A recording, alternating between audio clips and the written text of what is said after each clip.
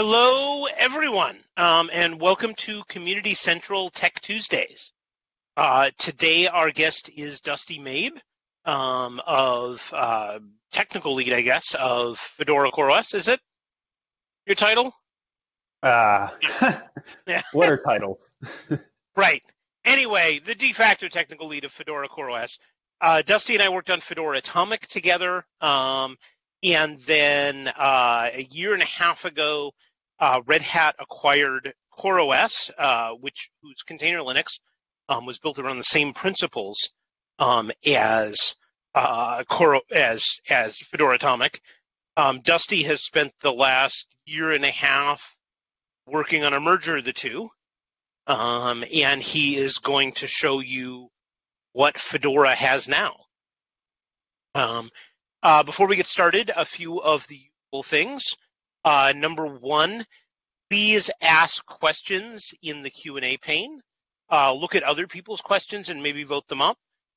Today we're actually going to have some additional people from the Fedora CoreOS project here to answer questions, so I encourage highly technical questions because we will have the people here to answer them.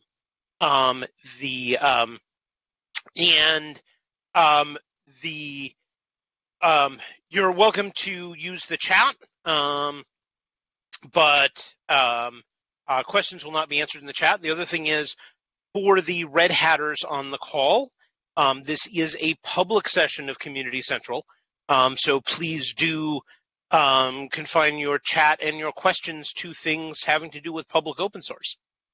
So thank you very much, and with that, Dusty will get started. Welcome, Dusty. Thanks, Josh. I'm going to try to share my screen and see if it works. So let's see. I assume you can see the presentation now. Okay, so welcome everybody. My name is Dusty Mabe, as Josh mentioned. I work for Red Hat, and I'm here today to talk about Fedora CoreOS. So today's talk, I'm going to talk a little bit about what is Fedora CoreOS. I'm also going to talk about some of the features of Fedora CoreOS, how Fedora CoreOS is related to RHEL CoreOS, and also how does it relate to things like OKD, which is the upstream open source version of OCP. I'm also going to do some demos, which you should be excited about because those are always fun. And then we're going to get to your questions. Okay, so what is Fedora CoreOS? So Fedora CoreOS is an emerging Fedora edition.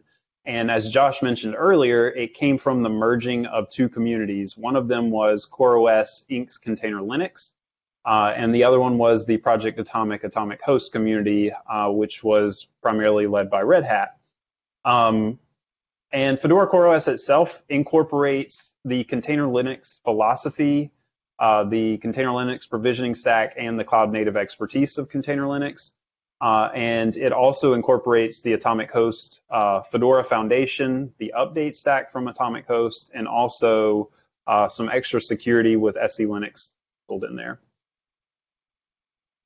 First, I really want to talk about the philosophy behind Container Linux because it really drives what we've done with Fedora CoreOS and kind of represents a break with what you might expect from the traditional Fedora or RHEL ecosystem. So first of all, Container Linux emphasized automatic updates by default. So Container Linux, if you just installed a node, by default, there would be no interaction for administrators in order to keep that node up to date. And the thing about staying up to date and making that a default is it typically means that things are more secure. If an admin does not have to manually go do something or either think to automate something regarding security updates, then they're more likely to get applied.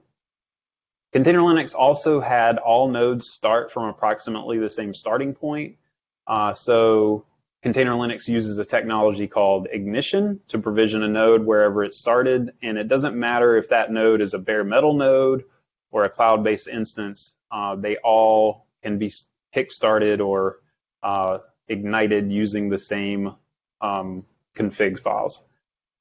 Container Linux also focused on immutable infrastructure. So for example, if you need a change, one of the best ways to make that change get applied is to update your configs and reprovision. This gives you confidence that what you actually did to the system is appropriately reflected in your provisioning scripts. You have a lot of confidence that you're going to be able to bring that node up in the same way if it were to, go away for whatever reason. The other one is that user software runs in containers.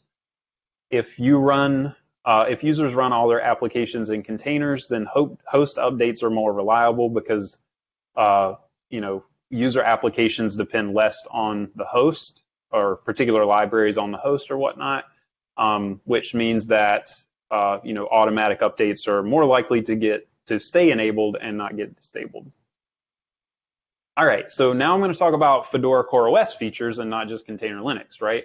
And what you'll see is a lot of those values or philosophy from Container Linux really has made its way into almost every aspect of what we're doing with Fedora CoreOS. So the first one is automatic updates. So Fedora CoreOS features automatic updates by default. And in order to achieve automatic updates, you can't have things breaking all the time, right? People are just going to disable them. So what we really need is reliable updates. How do we achieve this? We have extensive tests running in automated CI pipelines. So every time we do a build of Fedora CoreOS, we run CI against it. Every time we do a release of Fedora CoreOS, it passed CI, and it's also passed through several other update streams. And that's the next point. So we have different update streams so that users can preview what's coming. I'll talk about that a little bit more here in just a minute. And we also have a managed upgrade rollout. So we have rollout windows. So for example, if we start a rollout on the stable stream today, we won't finish that rollout until a few days from now. And what this allows us to do is essentially, if some of the early people in the rollout window who happen to win the lottery and go early have issues, they report issues, we can stop that rollout window. So that's just another mechanism that we have to try to not break people. But things go wrong sometimes. So for when things go wrong, we have RPM-OS tree rollback that can be used to go back. And in the future, we have a future feature where we want to enable somebody to automatically roll back based on a user-specified health check. So a user might be able to write a health check that says, hey, if my application doesn't come back after the upgrade, I want you to automatically roll back and maybe send me an alert or something like that. But that's a future feature at this point. Okay, so I mentioned update streams. We have 3 update streams where we offer automatic updates. One is Next, and then Testing and Stable. Next is basically experimental features, and also Fedora major rebases land in Next first. So for example, right now Fedora CoreOS is on cgroups v1. At some point in the future, we're going to switch to cgroups v2. That will land in Next first and spend some time there before we bring it into Testing and Stable. Hopefully we'll work out any kinks at that point before they hit the other streams. Testing is basically a preview of what's coming to Stable. So we'll take a snapshot of the content in the Fedora repos and we'll send that to the testing stream. And hopefully no issues will get reported, and then we'll make a stable release out of that, where stable is the most reliable stream that we offer. The goals with this stream model is to basically publish new releases into the update streams every 2 weeks, so we have a nice cadence. When things get fixed, they usually land pretty soon after that. And then also we want to find issues in the next/testing streams before they hit stable. We want to keep people happy on the stable stream. Okay, so this is a slide that kind of describes that release promotion in a little more detail. We have our version string for any particular build of Fedora CoreOS. It's a combination of the Fedora release, the date at which the content was snapshotted from Fedora's stable repositories, the release stream, which is just a number indicating whether it's stable, testing, or next, and then a revision, which basically is how many times have we built content on that snapshot. So to illustrate this just a little bit, so we have the Fedora rpmdb/yum repos, and those kind of are progressing along with time. At some point, we snapshot off of that, and we create a testing release. So in this example, the snapshot is on the 23rd of March this year. So we'll send a testing release to the testing stream, and then approximately 2 weeks later, assuming we don't have any issues with that content, we'll promote that to stable. Okay, the next feature I want to talk about is automated provisioning. So Fedora CoreOS, like Container Linux, uses Ignition to automate provisioning. Any logic for the machine lifetime is encoded in that configuration. So it's very easy to automatically reprovision nodes. This kind of encourages more of the, cloud native, spin up a new node mindset. I also was able to take advantage of this recently. Just a small anecdote here. I have a small server that I use to connect to IRC with using the Wechat client. And that node was sitting on my desk in the office at Red Hat Tower here in Raleigh. And Red Hat Tower, or at least my floor, lost power. And for some reason, that node did not come back online. So I lost my Wechat server. But because I had encoded all of the configuration for that server in an Ignition config, I was able to spin that same server up here at home in less than 10 minutes as a VM on my desktop, and I was back up and running. I'm actually going to show something very similar to this here in just a few minutes as part of the demo. Okay, the next point for automated provisioning we have here is the same starting point whether you are on bare metal or whether you're on cloud. So we use Ignition everywhere as opposed to in the RHEL/Fedora ecosystem, Kickstart for bare metal and then Cloud Init for cloud. Ignition is kind of a way we are, using the same provisioning technology, whether you're starting in a more traditional environment or in a cloud image-based environment. So the details for Ignition is declarative JSON, which is a little bit more machine-friendly than user-friendly. It's not fun to edit JSON. Maybe some people like to. It runs exactly once during the initRMFS stage on first boot. So this has a few benefits. One of them is that you can essentially do anything to the target system that you want to do. You can reconfigure the root file system if you want to. You can write down systemd units, and systemd evaluates them on first boot just as if it was baked into the image to begin with. Create users and groups. Create RAID arrays if you want to. Some of the more complex root partitioning stuff is still in the works, but we're close. Another thing about doing this in the initRMFS is if provisioning fails, the boot fails. So you don't get a half provisioned system. If your system comes up, half of the provisioning works and half of it doesn't, and you've got like an application that passes health checks, but for some reason, maybe is a zombie application for whatever reason, that's not good. So in this case, if Ignition fails, you don't get a system at all. It just won't come up. You can't SSH to it. You kind of have to debug in the, serial console or the VGA console. And I mentioned earlier, Ignition configs are machine friendly. Those aren't fun to deal with. So what we have is a tool called Fedora CoreOS Config Transpiler, which basically will take a more human friendly YAML format and also do some extra things. Like, for example, if you're creating a file system and you want to mount that file system somewhere, in Ignition, you have to specify all of that information as well as create a systemd mount unit to tell systemd to mount it. But with Fedora CoreOS Config Transpiler, it will create that mount unit for you. You don't have to deal with it.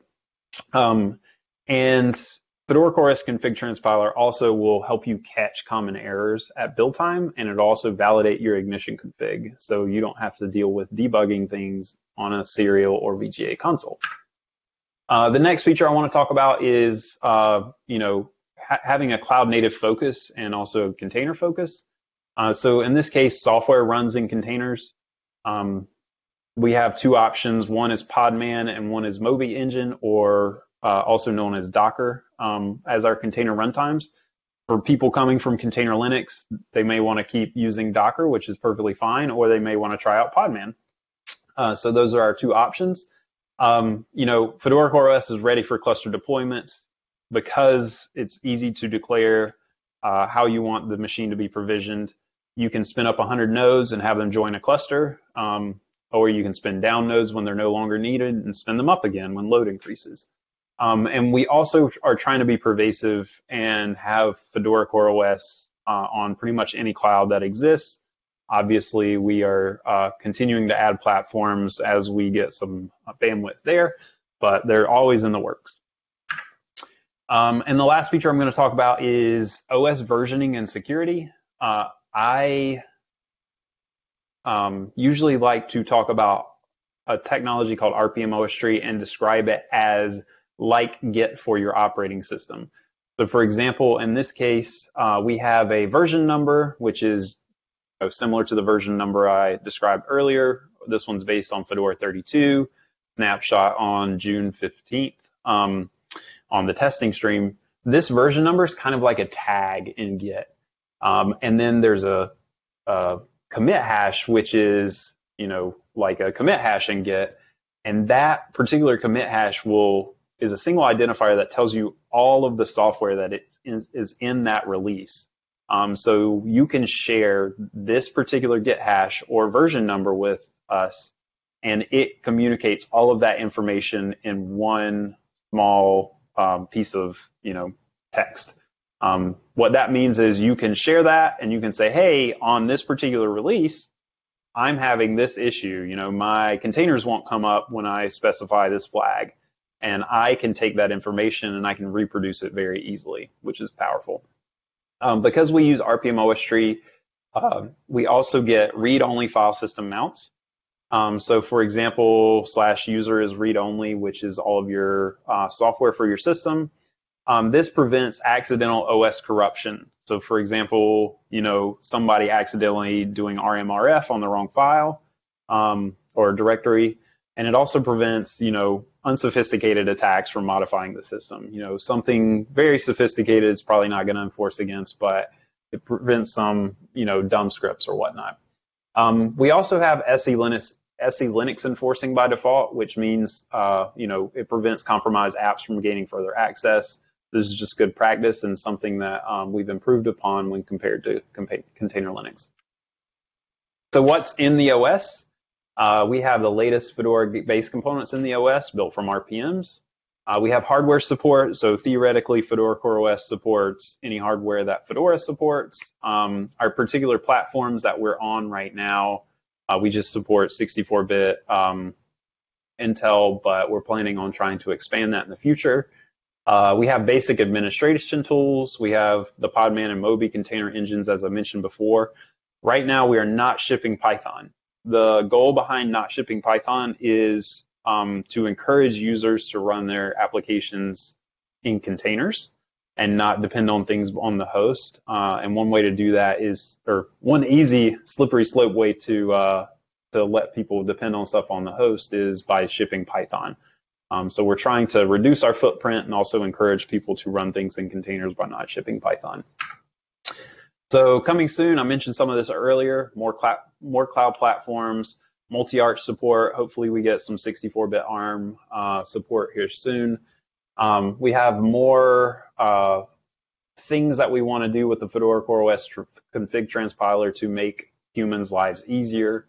We want to add host extensions for more reliable package layering in the few cases that you do need to package layer, and maybe there's a particular piece of software that's really not ideal to run in a container. We want to have more improved documentation and then tighter integrations with OKD. So I'll talk briefly about Fedora CoreOS and RHEL CoreOS. So at a high level, we have Fedora CoreOS and we have RHEL CoreOS. There's some obvious differences. One is based on a RHEL package set, the other is based on a Fedora package set. But then there's some not so obvious differences. So RHEL CoreOS is a component of OpenShift.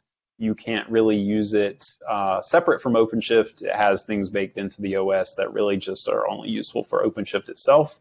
But Fedora CoreOS is intended to be used either standalone. So for example, my Wechat server just runs a single container.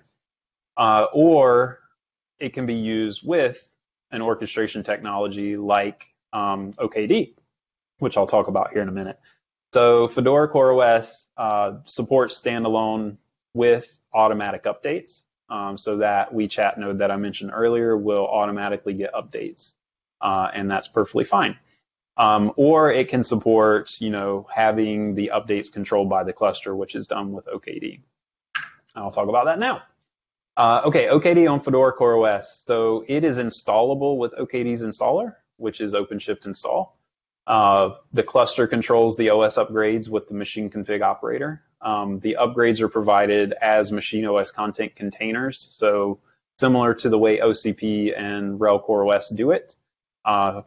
Everything for the entire cluster is delivered via containers, so that's packaged up and shipped via container as well. And then the last thing is the cluster can manage and bring up new machines automatically. So in the case of OKD, it knows about RHEL or Fedora CoreOS. It has a tight integration with the OS. It knows when you're in different cloud providers what images relate to Fedora CoreOS, and it can automatically bring up new machines and have them join to the cluster via Ignition. Okay, so let's do some demo. Let me see if I can get out of here and do some demo. Okay. So I'll stop sharing for just a minute.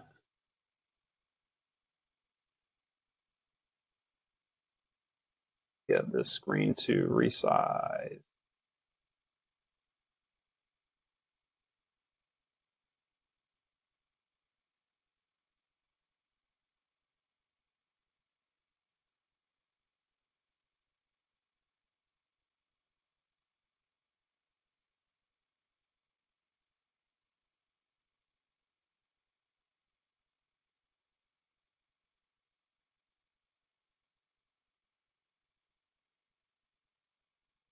Am I still sharing?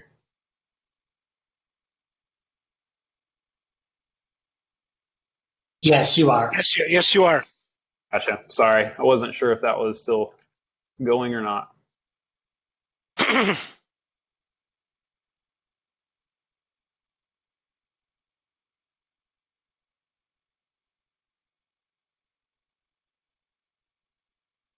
Let's try to make this bigger. All right. Can you guys see my screen okay? Yeah, we can see that now. Okay, cool. All right. Sorry for everybody having to watch how painful that was. Okay, so let's go. All right. So what we are doing here, okay. So I'm going to show off that Wechat container / host that I mentioned just a minute ago. What I have here, let me blow away what I was working on earlier. What we have here is we have a Fedora CoreOS config, which I've named fcct-wechat.yaml, and we have a container. And we also have a README file. This is called Dusty Mabe's Wechat config that runs in tmux via systemd in a container. So that's a lot to bite off and chew. So first of all, we know that we want to run a container on Fedora CoreOS, right? So let's dig into the container. So in this case, what we have is we have a Dockerfile. We're basing it off Fedora 32. We're installing some RPMs. Most important is we're installing Wechat and we're installing tmux. In this case, what I'm doing is I'm adding a systemd service into the container that will essentially run tmux and start Wechat as part of that tmux process. And we can view that. Here's the systemd service. It runs tmux new, it runs Wechat, and then it uses a start script to essentially bootstrap the Wechat session. That start script looks like this. All I'm doing is connecting to Freenode with the Dusty demo NIC, and I'm going to join Fedora Develop. So let me close that. So that's the container itself. How do we actually bring, get this system up? What we need to look at next is the Fedora CoreOS config. So this one is a little bit longer. It has multiple pieces that I want to use to illustrate different things that Fedora CoreOS config, transpiler, and ignition can do. The first thing is we're setting a user SSH authorized keys entry for the user named Core. Core is the default user on Fedora CoreOS.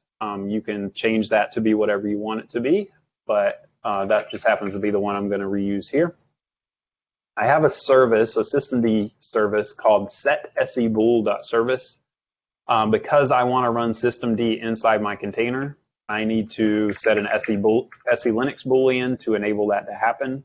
That's done here in this service by just running set.sebool container manage cgroup to true.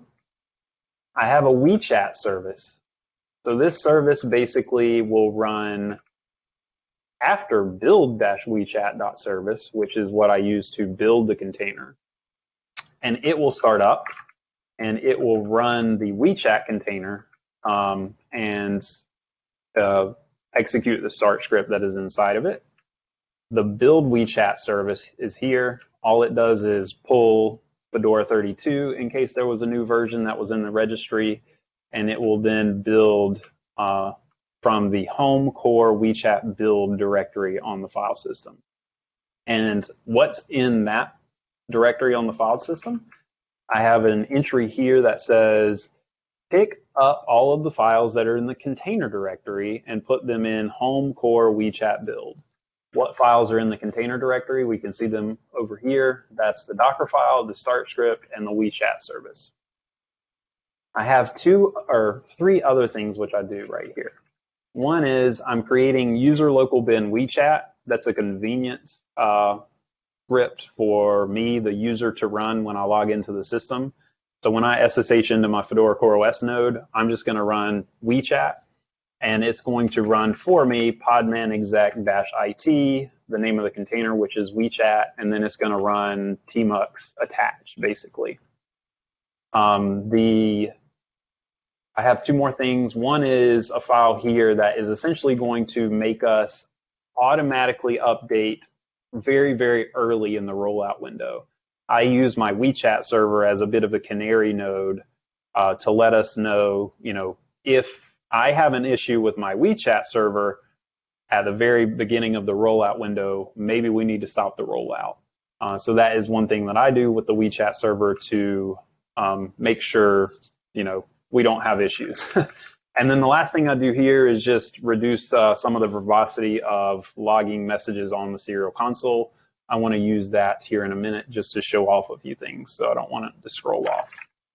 Okay, so in the README, I have a nice little command saved here.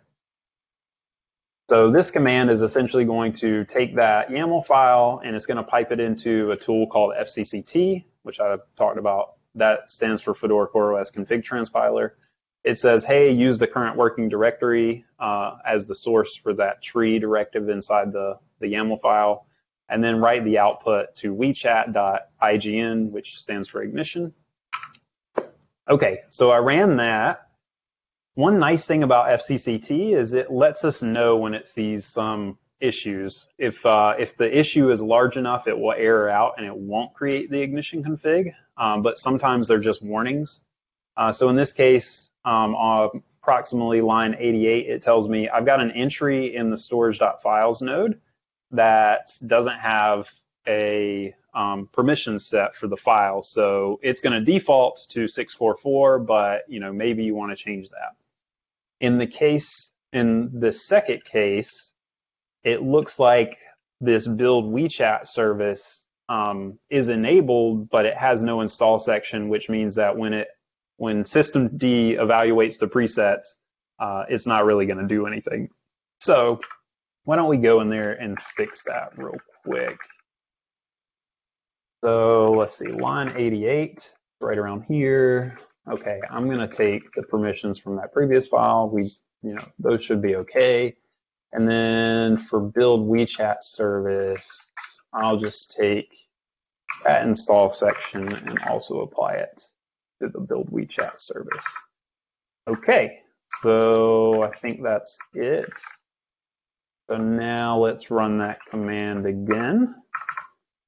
All right, so now we've got a Wechat ignition file, and you see the ignition file is a lot harder to read than the YAML file, especially if you don't, write it out with -- pretty. It's all condensed. So these earlier sections look approximately like what you would expect, but then you get down here to some of the file content, and you see, all right, this file is base64 encoded. All right, not easy to read if you're a human. This file happens to be compressed and base64 encoded. So Fcct itself will try to detect if it would benefit this particular entry to be compressed or not, and it will automatically compress it if that is the case. That particular feature is useful because if you are, some different cloud providers have restrictions on or upper limits on their user data. So if you're trying to use the user data mechanism and compression will help you get under that limit, that's a very useful feature. Okay, I think that's enough for the ignition config. We know it came from the Fcct. What we want to do now is we want to actually boot up a machine. And I'm hoping this doesn't take my system down because I'm streaming over BlueJeans at the same time, but we'll see what happens. Okay. So we're booting into that virtual machine.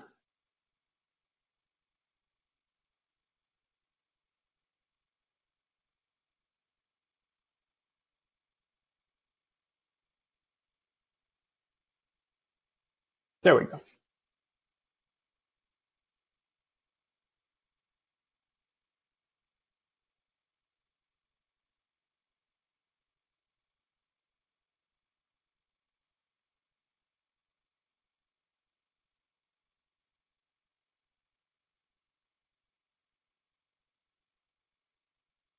Okay, so a few things I want to point out here. One of them is we try to be helpful on the consoles of the machine with information about what was done to the machine or current settings.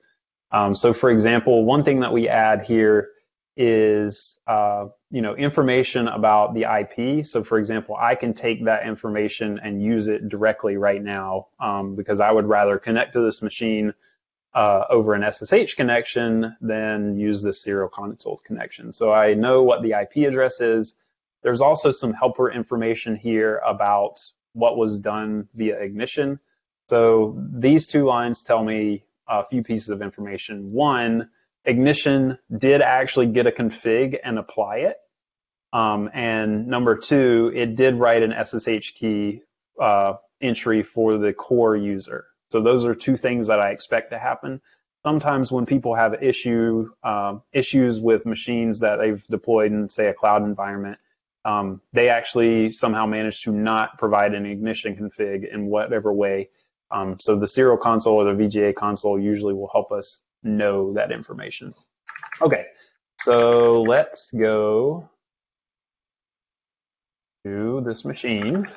All right, and the first thing we're going to look at, as soon as you log in, you can see you are on Fedora CoreOS, then the snapshot from June 29th. This is actually our latest stable release, and we just released this on Friday, actually. But you see the snapshot date is from June 29th. That's because the content spent 2 weeks in testing, before we released it to stable. So that is kind of a good indicator of, the fact that it's been soak tested just a little bit. We also have a link to our tracker and our discussion board. But the first thing I did down here is I ran systemctl list jobs. What that shows you is build wechat.service is running. So right now it's building that container. And wechat.service, which is scheduled to run after it, will come up here in just a minute. Another thing I want to show, let's see, RPM tree status will essentially show us some more information about the machine. You can see that we are on the stable branch or the stable stream of Fedora CoreOS. And here's our version, which happens to relate to this particular Git commit. We also can see that we have a valid signature, and this ID for that signature comes from the Fedora release engineering key for Fedora 32. All right, let me see. Okay, so it looks like we are up and running now. I'm just gonna, actually, I wanna show one other thing. Let's see, user local bin Wechat. All right, so we see this file and we can see that it actually got created, which is great. And now if we just run that, we are in the Fedora Develop channel. And we can say, hey, Fedora Develop,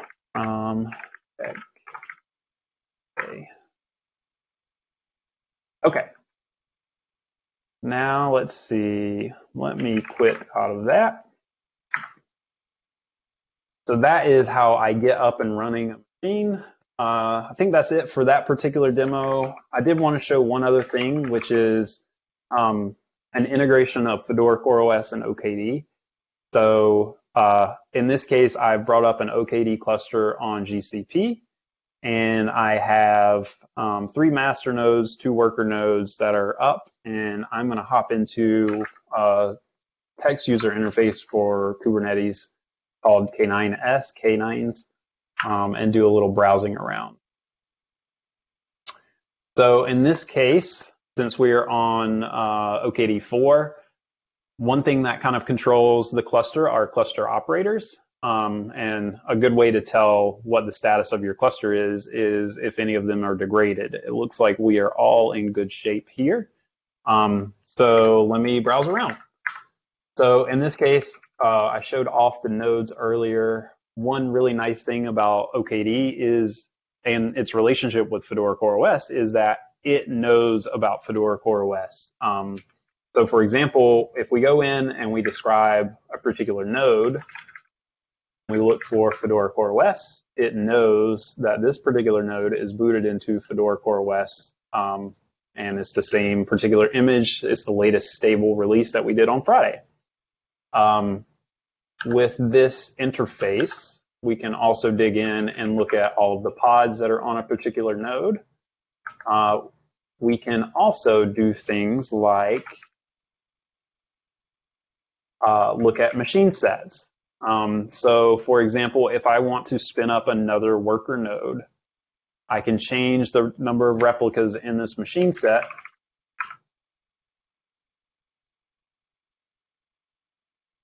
And it will bring up a new node on Fedora CoreOS from that stable, that latest stable release, and it will give it an ignition configuration, and that node will join the cluster. And theoretically, I could spin up 10 or 20 of these if I want to, just by editing that replica set as well. All of the information for these nodes and what they should be defined as, or when they come up, are defined in machine configs. So for example, if you go in and you look at the different machine configs that exist, all of these machine configs up here end up in rendered machine configs, so they get combined into a single one. And then anytime I bring up a new worker, it'll use this particular machine config. Anytime I bring up a new master, it'll bring up the other ignition config. And you can look and see, all right, this is the etc containerstorage.conf file, and this is the data for that. And, there's workarounds for host names and all kinds of other stuff in here. And that's pretty much it. Let me check on those machines. Okay, so we just brought up a new machine and it is coming up and being provisioned at this point. It has not quite yet joined the cluster, but that's pretty much it. I'm going to hop back over here and stop sharing my screen, and hopefully we have some questions. Oh, there are a lot of questions. Oh, perfect. And at the same time, I'm going to ask our other Q&A panelists to share their video so we can see everybody who's answering the questions. So that would be, yeah, we've got Christian Glombeck there, Benjamin Gilbert. If you can also, terrific. Christian, you're coming up, your camera is apparently not on, even if you're sharing your video. Let's go ahead and go to our questions. Our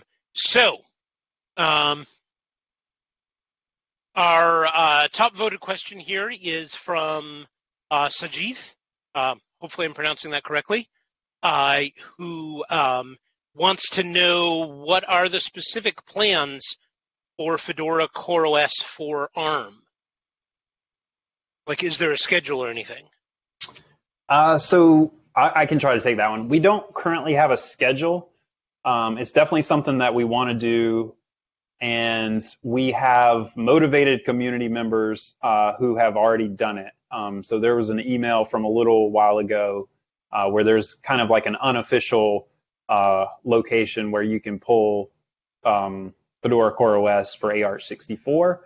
But we don't currently have that in our official pipeline. We want to make that happen. It's just not there yet. It happens to be something that I'm working on in this next, few week time to kind of proof out a proof of concept for it.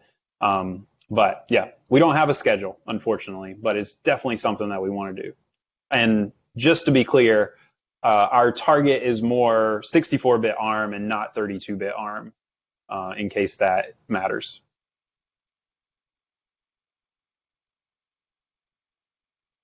Okay, he also wanted to know about, what is it, RPI 4? I'm assuming that means Raspberry Pi 4. Yeah, I bet you're correct. Yeah. So we don't have any specific plans for, like a particular piece of ARM64 hardware. It would be great if we did run on the Raspberry Pi 4, especially now that they have an 8 gigabyte version. But like I said, we want to get ARM64 first, and then we'll concentrate probably on more, target platforms or enablement for some of the different ones that exist. Okay. The next upvoted question, I don't quite understand the question, so let me ask you something to confirm this. You can use Fedora CoreOS independently of OKD, correct?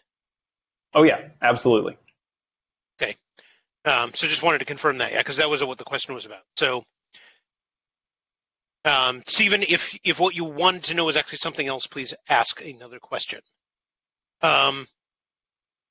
Chris wants to know, how can I build my own custom Fedora CoreOS image to have some RPMs pre-installed on it? So if you want to build your own custom Fedora CoreOS image to have your own RPMs pre-installed, it's not it's not something that we necessarily recommend as far as something we would give to you. But our tools, we use a tool called CoreOS Assembler, which actually makes it really easy to spin your own if that's something you want to do, right? A lot of the value in what we bring with Fedora CoreOS is building it and testing it and managing the streams and the update servers and all that. But if you do want to roll your own, all of the tools are there to make you successful as well. So if you search for CoreOS Assembler in GitHub or Google, you should find a nice README there that can kind of help you build your own with your own custom RPMs. Okay. Our next question is about the life cycle of OKD versus supported OpenShift. I don't think any of you are necessarily the right people to answer that question, though. Are you? The life cycle So of maybe OKD? I can. Yeah. I Okay. can probably Christian, say you want to word try it? to that. Okay. Yeah, sure. So we are independent from FCOS in that we manage the OKD lifecycle through the cluster as one. The operating system and the cluster is bound together. There's just one lifecycle. So when we update OKD, we also update the underlying Fedora CoreOS. We will release OKD 4 probably tomorrow, and then we will have a life cycle that is, or releases of OKD that kind of similar to the testing and stable streams of Fedora CoreOS. We will they're released bi-weekly, so we will, in between those weeks, alternating with the Fedora CoreOS releases, we will release OKD on that given version of Fedora CoreOS. So we'll also have bi-weekly OKD releases 1 week after the stable Fedora CoreOS release. There is still some discussion going on and going to happen about how whether we want to block Fedora CoreOS releases on OKD, on having OKD work on them. I think we may do that in the future, but we're not starting with that right now. And yeah, as for the lifecycle, it's just one lifecycle in OKD where the operating system, Fedora CoreOS in that case, is really just an implementation detail, and the user shouldn't really notice anything about it. Okay. So Eric actually has two questions that I'm going to combine into more of a technical question here, which is that what's the way to use Ansible with Fedora CoreOS? What's the recommended way? Is it supported by Podman? I can at least start answering that. So in general, the model that we recommend for Fedora CoreOS is immutable infrastructure, which is that if you want to change the configuration of your node, you actually tear down that node and spin up a new one. And the reason for that is that your ignition config should always represent state of the node as you want it to be, so that if you have a node failure or whatever, you can just spin up a new one and your config will be current. So in general, we do not recommend configuration management. There's nothing we do to prevent it. You can SSH in. We actually, as far as I know, we have not tested running Ansible using Python in a container, but in principle, that should work if it's a privileged container with access to the host. But that's not the focus of our model. Yeah, and the only thing I'll add there is, if you happen to be using Ansible for things like, running checks on the system instead of configuration, so like, I want to make sure that, a particular setting doesn't get unset for whatever reason, something like that could work. But like Benjamin said, there's no Python on the system. So if the Ansible scripts that are executing rely on Python, you might have some trouble. Cool. Okay. So next question, and again, I'm going to paraphrase because I don't quite understand part of the question. This is from Karan, which is, how would you deploy a single node OKD cluster on CoreOS? So just a single node running OKD and running applications. I might let Christian try to answer that one.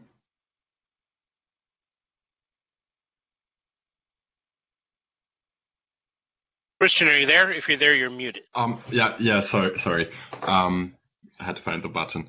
So there's a few ways to actually deploy single node OKD clusters. None of them are upstream yet or in the master branches. So all of them have to be taken with a little bit of caution. And yeah, there is, for example, a build of the code-ready containers based on OKD, which is essentially a virtualized cluster. And a real single node cluster, there is some docs around it, but we don't officially support that yet. It's possible, but you'll have to, sort of find your own way and follow some guides there. Yeah, and for some context, OKD GA is coming very soon, but there's been a lot of hard work, and we've been through some betas there. So there are, some pieces that are missing, like, single node setup or things like that might not be there just yet. But it is something that, we want the community to be able to do, is bring up a single node cluster and try it out, right? So that's why it doesn't exist, not because, we don't want it to. Yeah, definitely. Just to add onto that, thanks, Vadim, for posting the link. So it's possible right now, and as it's not upstream yet, we're definitely working on getting that done. But in the entire OpenShift realm, there's a few operators that aren't quite ready yet for that use case. So it's a little bit of a workaround we use there right now, and eventually there will be a proper solution to this. And what you can do right now is follow the guide that Vadim posted in the chat. Yeah. Awesome. Okay, the next question comes from Jarek or Yarek. Again, don't know correct pronunciation. What is the security updates cadence for Fedora CoreOS? Does it parallel RHEL CoreOS? Is it behind? Is it different? We, as Dusty mentioned during the presentation, we snapshot the Fedora stable releases and ship that to our testing stream, and then that promotes to stable 2 weeks later. So for most security updates, there will be anywhere from a 2 to 4 week delay between when it lands in Fedora and when it reaches us. And the reason is that historically, with Container Linux, we found that if we just push security updates directly to people's automatically updating stable nodes without giving them some bake time first, occasionally bad things would happen. For major security incidents, we have the ability to do incremental releases without going through that whole promotion process. And we would take those decisions on a case-by-case basis based on the apparent risk of the update versus the importance of it.